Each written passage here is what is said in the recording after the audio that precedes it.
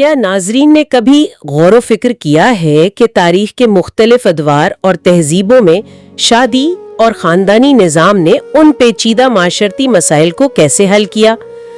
میرا مطلب ہے ہم عموماً جب شادی کے بارے میں سوچتے ہیں تو ایک بڑا روایتی سا خاکہ ذہن میں آتا ہے. ہاں بالکل، ایک مرد، ایک عورت اور زندگی بھر کا ساتھ. بالکل، لیکن حقیقت اس سے کہیں زیادہ پیچیدہ ہے.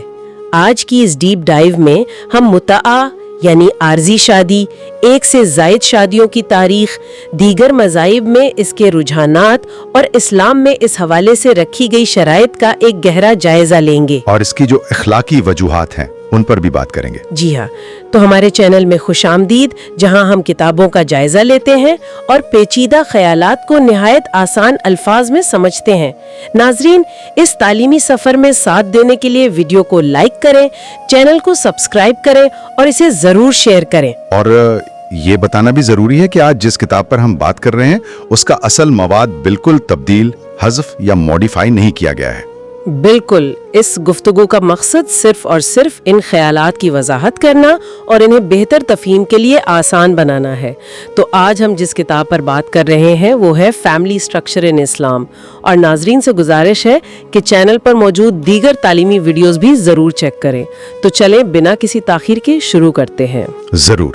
اچھا، اگر ہم بالکل بنیادی سطح سے شروع کریں تو یہ جو زندگی بھر کے مستقل بندھن کا تصور ہے، اس کے متوازی تاریخ میں کچھ عارضی معاہدوں کا ذکر بھی ملتا ہے. یہ متاع، جسے عارضی شادی کہا جاتا ہے، یہ اصل میں تھا کیا؟ مطلب کیا یہ محض ایک وقتی تعلق تھا یا اس کے کوئی باقاعدہ اصول تھے؟ دیکھیں، یہ سوال بہت اہم ہے کیونکہ ہم اکثر آج کے دور کے حساب سے ماضی کو پرکھتے ہیں. متاع اپنے دور میں روایتی شادی سے کچھ خاص حوالوں سے بالکل مختلف تھا. کتاب اس کی بڑی دلچسپ تفصیل بتاتی ہے. اچھا، کیا تفصیل ہے؟ اس معاہدے میں عام طور پر ان گواہوں کی اس طرح ضرورت نہیں ہوتی تھی جیسے ایک مستقل نکاح میں ہوتی ہے، لیکن اس سے بھی بڑی بات اس کا معاشی پہلو ہے. یعنی پیسوں کے معاملات؟ جی، مطلب جو حقوق اور فرائض ایک روایتی شادی میں خود بخود لاگو ہو جاتے ہیں نا، جیسے نان نفقہ یعنی شوہر پر بیوی کا خرچ اٹھانے کی ذمہ داری یا وراثت کے حقوق، وہ متاع میں بائی ڈیفالٹ نہیں ملتے تھے. تو پھر وہ حقوق کیسے ملتے تھے؟ وہ حقوق صرف تب ملتے تھے جب معاہدہ کرتے وقت باقاعدہ ان کی شرط رکھی گئی ہو، اور سب سے اہم بات، یہ ایک مقررہ وقت کے لیے ہوتا تھا جسے باہمی رضامندی سے یا وقت سے پہلے بھی ختم کیا جا سکتا تھا. اس کو سن کر مجھے آج کی کارپوریٹ دنیا کی ایک مثال ذہن میں آ رہی ہے. وہ کیا؟ کیا ہم اسے کسی کمپنی میں فل ٹائم ملازمت کے بجائے ایک فری لانس کانٹریکٹ کی طرح سمجھ سکتے ہیں؟ ارے واہ! مطلب جب آپ مستقل ملازم ہوتے ہیں تو آپ کو میڈیکل، پیڈ لیوز اور وہ سب فوائد ملتے ہیں جو قانوناً لازمی ہیں، لیکن ایک فری لانسر کے طور پر آپ کے اصول صرف اسی پروجیکٹ تک محدود ہوتے ہیں. اگر کانٹریکٹ میں ٹریول الاؤنس لکھا ہے تو ملے گا، ورنہ کمپنی پابند نہیں ہے. کیا یہ تشبیہ کچھ فٹ بیٹھتی ہے؟ یہ ایک بہت ہی زبردست تشبیہ ہے. بالکل یہی معاملہ تھا. یہ ایک مخصوص وقت اور شرائط کے تحت کیا گیا معاہدہ تھا، اور اسی لیے تاریخ میں اس پر کافی بحث رہی ہے. لیکن یہاں ایک بات سمجھنا بہت ضروری ہے جو مصنف نے بڑی تفصیل سے بیان کی ہے. جی بتائیں. شیعہ فقہ میں اس حوالے سے جو کام ہوا، اس نے قبل از اسلام کے اس تصور میں بہت اہم تبدیلیاں کی. قبل از اسلام عرب معاشرے میں یہ نظام کافی بے ہنگم سا تھا. کوئی قواعد و ضوابط نہیں تھے مطلب؟ بالکل. تو بعد میں اس میں مستقل شادی کی کچھ خصوصیات شامل کی گئیں تاکہ اس رشتے کا کوئی استحصال نہ کر سکے اور اسے زیادہ منظم بنایا جائے. اچھا، یعنی اس کو ایک باقاعدہ قانونی شکل دینے کی کوشش کی گئی تاکہ معاشرے میں افراتفری نہ پھیلے. بالکل. سب سے بڑا مسئلہ تو بچوں کا تھا نا. انہوں نے اس بات کو یقینی بنایا کہ اس عارضی رشتے کے نتیجے میں پیدا ہونے والے بچوں کو معاشرے میں ایک جائز اور سماجی مقام ملے، وہ کسی بھی طرح کمتر نہ سمجھے جائیں. یہ تو ایک بہت اہم قدم تھا. جی، اور اس کے علاوہ کن سے متاع کیا جا سکتا ہے اور کن سے نہیں، اس کا دائرہ کار محدود کیا گیا اور اسے مستقل شادی میں بدلنے کے قانونی راستے بھی بنائے گئے. یہ بڑی حیرت کی بات ہے کہ معاشرے نے ضرورتوں کے تحت رشتوں کو کیسے ڈھالا ہے. ناظرین، آپ کے خیال میں معاشرے میں سماجی تعلقات کے لیے ایسے عارضی معاہدوں کے کیا فائدے یا نقصانات ہو سکتے ہیں؟ اپنی رائے کامنٹس میں ضرور لکھیں. بالکل، ناظرین کی رائے جاننا دلچسپ ہوگا. अच्छा, अब अगर आर्जी मुआहिदों से एक कदम आगे बढ़ें तो एक और मौजू सामने आता है जिस पर हमेशा बहुत बहस होती है, एक से जायद शादियां, यानी कसरत अज़दवाज या पॉलिजिनी। ये एक बहुत हसास मौजू है। जी, आज के दौर में तो इसे सुनते ही ये समझा जाता है कि ये शायद सिर्फ मर्दों की अय्याशी या औरतों के लिए एक मुस्तकिल अजाब है। क्या तारीख और समाजियात वाकई से इसी नजर से देखते हैं? देखिए, ये तासुर आजकल बहुत आम है, लेकिन जब हम जदीद समाजियात और बशरियात पढ़ते हैं तो ये तासुर मुकम्मल तौर पर गलत साबित होता है। किताब में इसे किसी गैर अक्ली या महज जज्बाती अमल के तौर पर नहीं देखा गया। तो फिर इसे किस तरह देखा गया है? इसे समझने के लिए हमें इसकी समाजी, मुआशी और डेमोग्राफिक बुनियादों को देखना होगा। मारूफ माहिर उमरानियात लिंटन का हवाला किताब में मौजूद है। वो बताते हैं कि मर्दों के जिस्मानी बर्तरी या हयातियाती तकाजे अपनी जगह, लेकिन इस खानदानी निजाम की असल वजह मुआशरे का मजमूई ढांचा होता है। मुआशरे का ढांचा मतलब हालात की वजह से? जी, खास तौर पर इस सूरत हाल को समझें जिसे माहिरीन लो सेक्स रेशो कहते हैं। लो सेक्स रेशो यानी जब मुआशरे में मर्दों की तादाद औरतों के मुकाबले में बहुत कम हो जाए। जी बिल्कुल, जैसे किसी बड़ी जंग के बाद होता है अमूमन। बिल्कुल दुरुस्त। तारीख में जब भी तवील जंगें हुई तो मर्दों की एक बहुत बड़ी तादाद मारी गई। अब इस कदीम या कबायली मुआशरे का तसव्वुर करें जहां आज की तरह कोई वेलफेयर स्टेट या पेंशन का निजाम तो था नहीं। हाँ, कोई हुकूमत तो ऐसे पैसे नहीं देती थी घर बैठे। तो इन लाखों बेवाहों और यतीम औरतों का क्या बनेगा अगर वो मुआशरे के मुआशी धारे में शामिल नहीं होंगी? तो या तो वो भूख से मर जाएंगी या उनका बदतरीन इस्तेसाल होगा। ये तो बहुत भयानक सूरत हाल है। इसी वक्त कसरत अज़दवाज एक समाजी जरूरत बनकर उभरा। ये उन इजाफी खवातीन को खानदानी तहफ़्फ़ुज़ देने, उन्हें बाइज़्ज़त मुकाम देने और पूरी सोसाइटी को एक इखलाकी बिगाड़ से बचाने का एक इंतहाई मौसर जरिया था। यानी ये कोई लग्जरी नहीं की बल्कि एक समाजी जरूरत थी। और जाती सतह पर भी जहां खेती बाड़ी और मशक्कत तलब काम ज्यादा थे, वहां ये दौलत और अफरादी कुव्वत की अलामत भी समझा जाता था। इससे औरतों पर पड़ने वाला घरेलू काम का बोझ भी तकसीम हो जाता था। मैं इस माशी मजबूरी वाले पहलू को तो समझ रही हूँ, लेकिन जरा हम इंसानी नफ्सियात की बात करते हैं। जी, क्या ये खानदानी ढांचा अमली तौर पर घर के अंदर मसाइल पैदा नहीं करता? मतलब एक ही घर में सौकनों के दरमियान हसद, मुसाबकत, ये सारी चीजें मिलकर घर का सुकून तबाह नहीं कर देती? हाँ, आपका सवाल बिल्कुल फितरी है और मुसन्निफ ने इस तल्ख हकीकत से बिल्कुल इनकार नहीं किया। अच्छा, उन्होंने तस्लीम किया है? बिल्कुल। किताब में वाज़ेह निशानदही की गई है कि ये निज़ाम मसाइल से हरगिज़ पाक नहीं है। इससे सौकनों में हसद और बच्चों में मुसाबकत पैदा होती है और इसका एक बहुत गहरा नफ्सियाती नतीजा निकलता है जिस पर मुहक्किक लीवी ने रोशनी डाली है। उन्होंने क्या कहा है? वो कहते हैं कि जब एक घर में कई बीवियां और उनके बच्चे हों तो वो खानदान एक कुदरती और जज्बाती इकाई नहीं रहता। उसे एक बाकायदा रस्मी तंजीम या कॉरपोरेशन की तरह चलाना पड़ता है। ओ, यानी वो घर कम और एक इदारा ज्यादा बन जाता है जहां हुकूक और फराइज की लिस्टें लगी हों। बिल्कुल ऐसा ही है। किसका कितना वक्त है, कितना खर्च है, ये सब इतनी सख्ती और तकनीकी अंदाज से तय करना पड़ता है कि खानदान की वो जो एक फितरी कुर्बत होती है ना, वो खत्म हो जाती है। तो इस तरह तो खामन के लिए भी बड़ा मुश्किल होता होगा। शोहर एक मैनेजर बनकर रह जाता है और इसीलिए लेवी कहते हैं कि तारीखी तौर पर यह निजाम कभी भी आम आदमी के लिए नहीं था। इंसानी तारीख में यह हमेशा सिर्फ एक छोटी सी अमीर और एलीट अकलियत तक ही महदूद रहा है।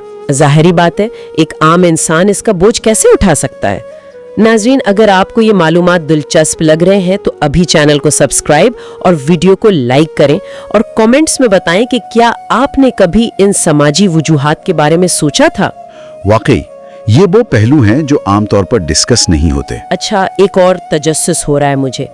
जब हम एक से जायद शादियों की बात करते हैं तो फौरन जहन अरब माशरों की तरफ जाता है। क्या ये तस्वुर वाकई सिर्फ मखसूस माशरों तक महदूद था या दीगर तारीखी और मजहबी रिवायात में भी था? ये एक बहुत बड़ी गलत फहमी है। ये कोई इलाकाई रुझान नहीं था बल्कि एक आलमी तारीखी अमल था। कदीम मिस्र, फारिस और अरबों में तो ये आम था ही, लेकिन इंसान की कदीम तरीन तहरीरी कानून साजी यानी हैमोराबी के कानून को देखें तो वहां भी दूसरी बीवी या रखील रखने की इजाजत थी। हैरत की बात है। और यूनानी और रोमी तहजीबें जिन्हें हम आज के मगरबी मुआशरे की बुनियाद मानते हैं, वहां की सूरत हाल बड़ी मुनाफिकाना थी। वो कैसे? बज़ाहिर वहां सख्ती से एक शादी का कानून था, लेकिन अमली तौर पर वहां शादीशुदा मर्दों के मिस्ट्रेस यानी रखीले रखने का रवाज समाजी तौर पर काबिल कबूल था। बस फर्क ये था कि इन औरतों और उनके बच्चों को कोई कानूनी तहफ्फुज हासिल नहीं था। यानी इस्तेहसाल तो वहां भी हो रहा था, बस उसका नाम बदल दिया गया था। बिल्कुल। और अगर हम यहूदियत की बात करें तो बाइबल के मुताबिक हजरत सुलेमान की 700 बीवियां और 300 रखीले थी। 700 बीवियां? जरा सोचें उसका इंतजामी बोझ कितना बड़ा होगा। ये तो खालिस्तान सियासी इत्तेहाद और सिफारती ताल्लुकात का टूल लग रहा है। जी, कदीम दौर में बादशाहों की शादियां दरअसल कबाइल को जोड़ने और अमन के मुआहदे होते थे। गो के बाद में रबियों ने इस पर पाबंदियां लगाईं, लेकिन कुरून वुस्ता के यूरोपीय यहूदी इसे अपनाते रहे।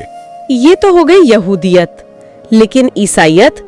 आज तो हम ईसाइयत को यकजोजगी का सबसे बड़ा लंबरदार समझते हैं। ये किताब का एक और हैरान कुन इंकिशाफ है। इब्तिदाई ईसाइयत ने इसे सख्ती से मना नहीं किया था। सेंट ऑगस्टीन जैसे बड़े मजहबी रहनुमा और यहाँ तक कि मार्टिन लूथर तक ने बास सूरतों में से कबूल किया है। मार्टिन लूथर ने भी? तो फिर ईसाइयत में आज नजर आने वाली ये सख्ती आई कहां से? उसकी असल वजह यूनानी और रूमी रिवायात थीं और चर्च का जिनसी मामलात और दुनियावी ख्वाहिशात से शदीद गुरेज। और एक बहुत बड़ी वजह ये थी कि ईसाइयत इब्तिदा में रोम के इंतहाई गरीब तबकों और गुलामों में फैली। वो तो वैसे भी दूसरी शादी का खर्च नहीं उठा सकते थे। ये तज्जिया तो वाकई हैरान कुन है कि तारीख और मज़ाहिब का ये पहलू अक्सर लोगों की नजरों से ओझल रहता है। हर दौर ने अपने मौजूई हालात के तहत कवानीन बनाए। अच्छा, अब जब ये निज़ाम पहले से पूरी दुनिया में मौजूद था, तो फिर इस्लाम ने आकर इसके साथ क्या सुलूक किया? क्या इसकी हौसला अफजाई की गई? नहीं, इस्लाम का नुक्ता नजर बड़ा मुतवाज़िन था। माहिरीन बताते हैं कि इस्लाम ने इसे फर्ज या अकीदे का हिस्सा बिल्कुल नहीं बनाया, बल्कि सिर्फ एक मशरूत इजाजत दी है। यानी परमिटेड बिहेवियर? जी, कुरान की सूरह 4 आयत 3 का हवाला दिया गया है। ये इजाजत यतीमों के साथ नाइंसाफी के डर से जुड़ी है और ज्यादा से ज्यादा 4 की हद मुकर्रर की गई, जो कि पहले लामहदूद थी। बिल्कुल। और वाजे कहा गया कि अगर इंसाफ ना कर पाने का डर हो तो सिर्फ एक ही बीवी पर इक्तिफा किया जाए। यहाँ मैं एक तनकीदी सवाल उठाना चाहूंगी। जी जरूर। मतलब ये नहीं कि अमली तौर पर ये इजाजत नामुमकिन बना दी गई है? ये बहुत जबरदस्त सवाल है और इस पर सदियों से बहस चल रही है। मुसन्निफ ने क्लासिकी और जदीद उलमा के हवाले से इस उलझन को दूर किया है। असल में जो इंसाफ नामुमकिन है वो कल्बी और जज्बाती बराबरी है। कल्बी बराबरी यानी मोहब्बत का बांटना? जी हाँ, इंसान अपने जज्बात और मोहब्बत पर मुकम्मल काबू नहीं पा सकता ना, लेकिन जिस इंसाफ का लाजिमी हुक्म दिया गया है वो अमली और मादी इंसाफ है।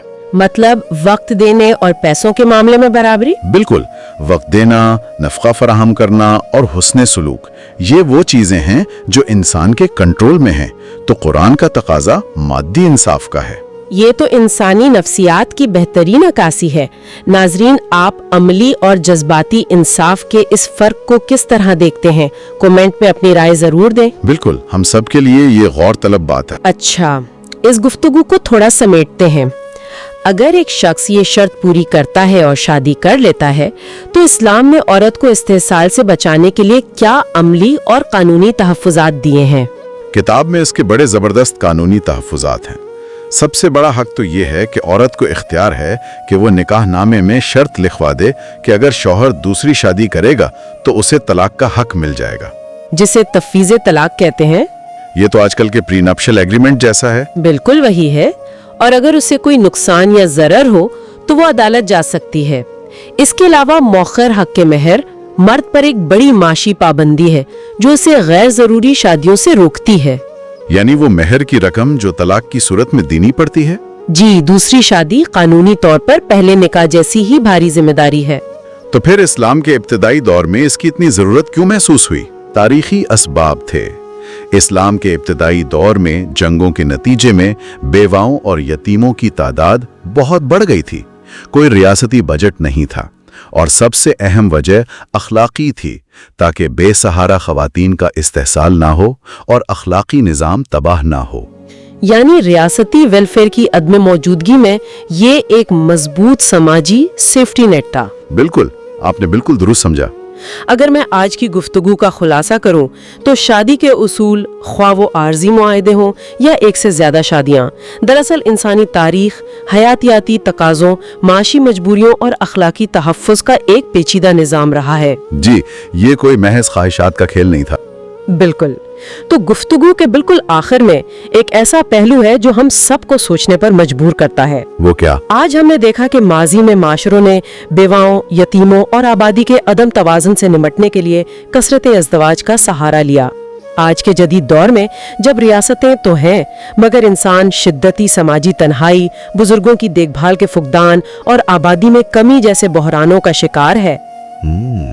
बिल्कुल, डेमोग्राफिक शिफ्ट्स आ रहे हैं।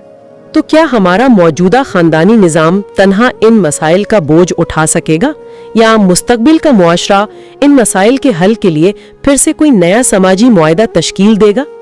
ये एक बहुत गहरा और फिक्र अंगीज सवाल है। नाजरीन, आप इस बारे में क्या सोचते हैं? अपनी कीमती राय, तजुर्बात और ख्यालात कमेंट्स में जरूर शेयर करें, और हमें ये भी बताएं कि आप मुस्तकबिल में किन किताबों पर ऐसी तफसीली बहस सुनना चाहते हैं। हम आपके कमेंट्स का इंतजार करेंगे। जाते जाते वीडियो को लाइक करना, चैनल को सब्सक्राइब करना और मवाद को दोस्तों के साथ शेयर करना मत भूलिएगा, ताकि हम मजीद ऐसा तालीमी मवाद ला सकें। और हाँ, हमारी बाकी मालूमाती वीडियोस भी जरूर चेक करें। आज के लिए बस इतना ही। अपना ख्याल रखिएगा।